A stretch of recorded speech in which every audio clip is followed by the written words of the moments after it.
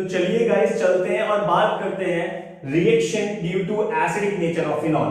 हमें पता है कि फिनॉल जो होता है वो एसिडिक नेचर का होता है क्योंकि वो ब्लू लिटमस को कन्वर्ट करता है रेड लिटमस में। आज हम देखेंगे उसके कुछ रिएक्शंस गाइस। तो चलिए मूव करते हैं और फर्स्ट रिएक्शन देखते हैं, reaction with metal. Reaction with metal.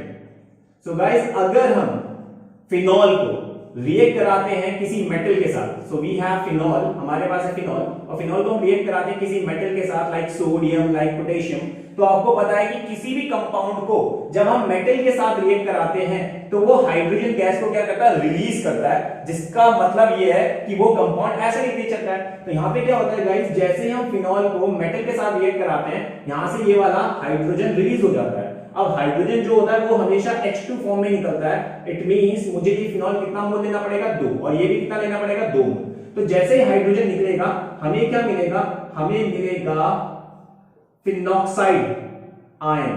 क्या मिलेगा, फिनॉक्साइड आयन, जिसका नाम है सोडियम फिनॉक्साइड। तो ये थी फर्स्ट रिएक्शन जिसमें हमने फिनॉल को मेटल के साथ रिएक्ट कराया। तो मेटल के साथ रिएक्ट करने पे उसने हाइड्रोजन गैस को रिलीज किया और फिनॉक्साइड आयन बनाया, जिसे हम लोग यहां पे कह रहे हैं सोडियम फिनॉक्साइड। मूव करते हैं सेकंड रिएक्शन की तरफ, जिसमें हम उसे रिएक्ट कराएंगे रिएक्शन विथ बेस के साथ। सो गाइस यहां पे बेस क्या क्या हो सकता है, बेस हो सकता है यहां पे NaOH या फिर हो सकता है KOH।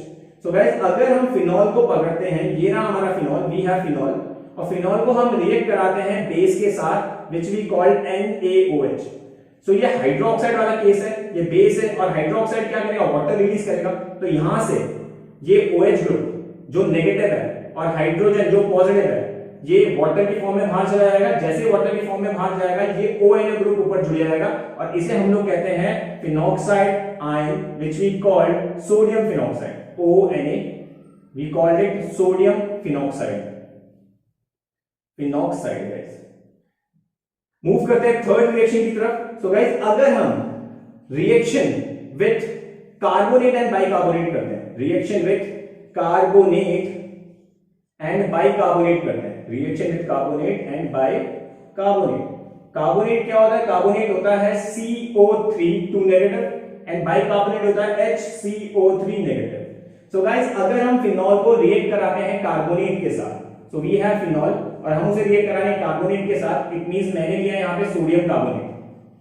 या फिर अगर हम फिनॉल को रिएक्ट कराते हैं बाइकार्बोनेट के साथ, तो वी हैव फिनॉल और हमने उसे रिएक्ट कराया बाइकार्बोनेट, सोडियम बाइकार्बोनेट के साथ। सो गाइस ये वाली रिएक्शन पॉसिबल नहीं होती, मतलब आपका जो फिनॉल है वो कार्बोनेट के साथ और बाइकार्बोनेट के साथ कभी भी रिएक्ट नहीं करता। रीजन क्या है, रीजन ये है कि फिनॉल एसिडिक तो है बट वो वीक या लेस एसिडिक है, बहुत कम। लेस एसिडिक होने की वजह से फिनॉल जो होता है वो लेस एसिडिक होने की वजह से कार्बोनेट और बाइकार्बोनेट के साथ रिएक्ट नहीं करता है।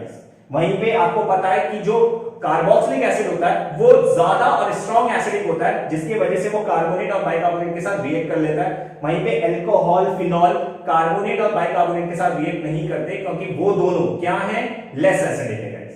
तो आई होप आपको इतना समझ में आ गया होगा। चलिए मूव करते हैं और कुछ और रिएक्शन देखते हैं due to acidic nature of phenol की।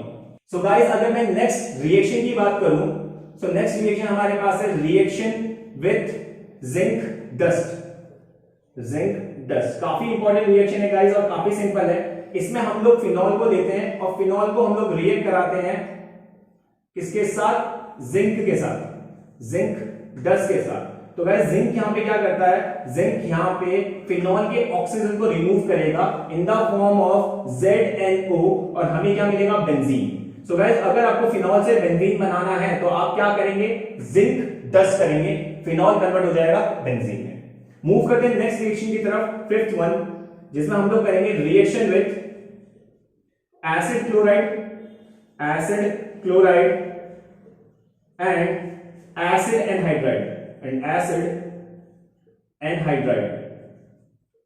सो गाइस पहले हम लोग देखते हैं एसिड क्लोराइड के साथ। तो अगर मैं गाइस फिनॉल को, ये रहा हमारा फिनॉल, फिनॉल को हम लोग रिएक्ट कराते हैं एसिड क्लोराइड के साथ, जैसे मेरे पास है we have CH3, we have C double bond OCl, ये रहा हमारे पास एसिड क्लोराइड। ये रिएक्शन गाइस रिवर्सिबल होती है, रिवर्सिबल रिएक्शन होती है in the presence of pyridine, in the presence of pyridine, जिसका फॉर्मूला होता है H5 nitrogen with lone pair. So guys अगर हम फिनॉल को एसिड क्लोराइड के साथ रिएक्ट कराते हैं तो ये रिएक्शन रिवर्सिबल होती है और ये reaction in the presence of pyridine होती है।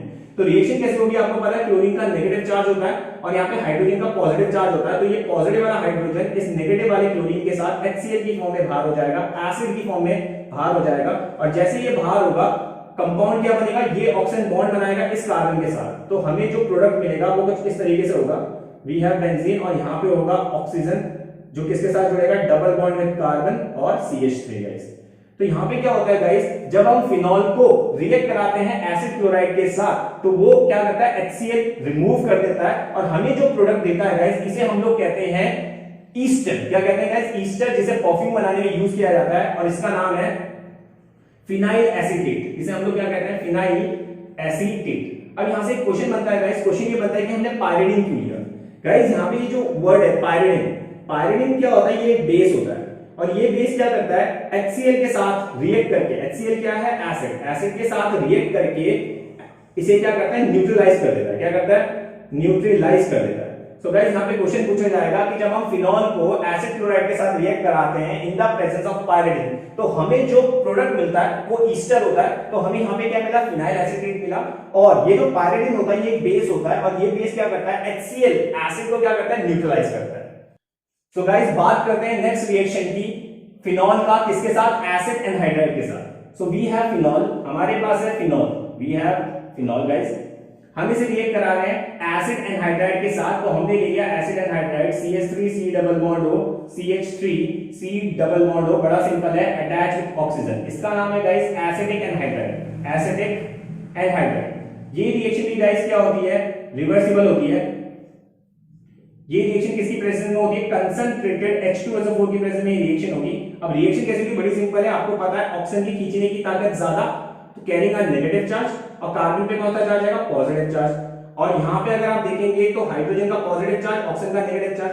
तो ये वाला जो हाइड्रोजन है ये इस नेगेटिव पार्ट के साथ, ये पूरे नेगेटिव पार्ट के साथ बाहर जाएगा। कैसे, CH3 we have C double bond O OH। तो हमें मिलेगा एक तो कार्बोक्सिलिक ग्रुप, दूसरा जो प्रोडक्ट हमें यहाँ पे मिलेगा वो क्या होगा, ये CH3O किसके साथ जुड़ेगा, इस ऑक्सीजन के साथ जुड़ेगा। तो हमें यहाँ पे मिलेगा ईस्टर। तो हमें क्या मिलेगा गाइस, ये रहा हमारा ऑक्सीजन जो जुड़ा होगा carbon double bond oxygen having CH3। तो यहाँ पे ईस्टर की फॉर्मेशन होती है गाइस, जिसे हम लोग कहते हैं फिनाइल एसीटेट, फिनाइल एसीटेट। सो गाइस ये थी कुछ रिएक्शंस। चलिए मूव करते हैं और कुछ और रिएक्शन देखते हैं related to acidic nature of phenol. तो गाइस बात करते हैं नेक्स्ट रिएक्शन की, reaction with Grignard reagent, reaction with Grignard reagent.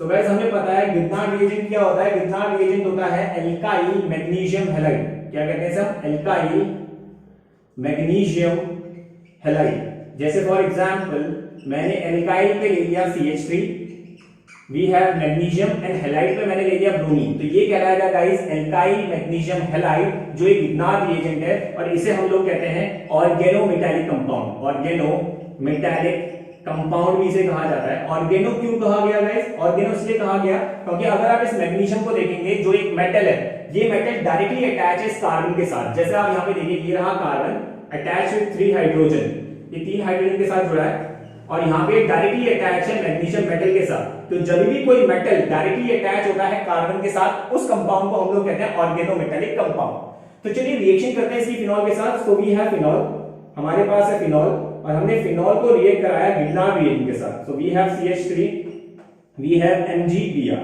तो रिएक्शन बड़ी सिंपल है गाइस, आपको पता है मैग्नीशियम मेटल है तो पॉजिटिव होगा, carbon negative, hydrogen positive, carbon negative, oxygen negative. तो रिएक्शन कैसे होगी आपको पता है, ये जो Mg पॉजिटिव होगा ये किसके साथ जाएगा, ऑक्सीजन के नेगेटिव पार्ट के साथ जाएगा कुछ इस तरीके से।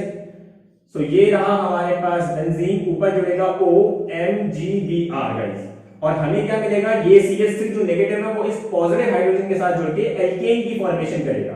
तो जब आप फिनॉल का ग्रिग्नार्ड रिएजेंट कराते हो तो हमें जो मेन प्रोडक्ट मिलता है वो क्या मिलता है गाइस, एल्केन यहां पे मिलता है।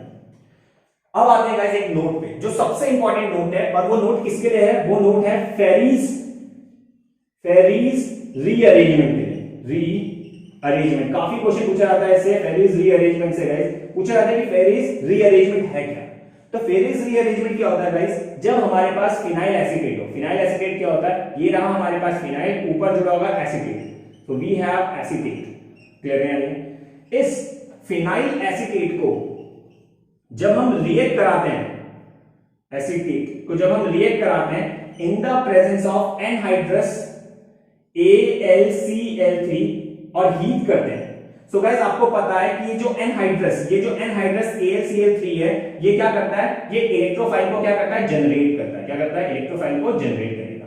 तो मैंने कहा फेरीज रीअरेंजमेंट में क्या होता है, आपका जो फिनाइल एसीटेट होता है, जब हम उसे रिएक्ट कराते हैं एनहाइड्रस AlCl3 और हीट करते हैं, तो आपका ये जो रिएजेंट है, ये जो आपको दिख रहा है, ये वाला जो ग्रुप आपको दिख रहा है जिसे हम लोग कह रहे हैं C double bond O CH3, इसका क्या होता है, रीअरेंजमेंट। ये वाला ग्रुप यहां से माइग्रेट करता है। क्यों करेगा माइग्रेट, क्योंकि आपको पता है यहां पे जो एनहाइड्रस AlCl3 है, ये इलेक्ट्रोफाइल को जनरेट करता है। तो जब यहां से बॉन्ड टूटेगा तो इस कार्बन पे कौन सा चला जाएगा, पॉजिटिव।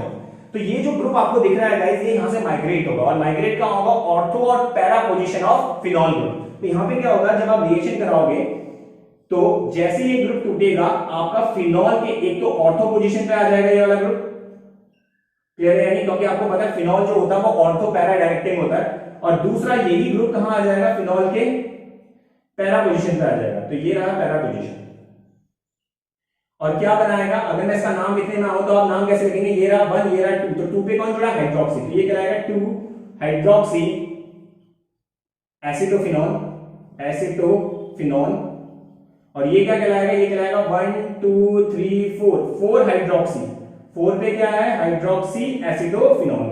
तो यहाँ पे क्वेश्चन ये है कि फेरिस रीअरेंजमेंट क्या होता है। फेरिस रीअरेंजमेंट होता है जब हम फिनाइल एसीटेट को एनहाइड्रस AlCl3 के प्रेजेंस में रिएक्ट कराते हैं, तो ये AlCl3 इलेक्ट्रोफाइल जनरेट करता है। इलेक्ट्रोफाइल कैसे जनरेट करेगा, जैसे यहाँ पे देखिए ये इलेक्ट्रोफाइल जनरेट है।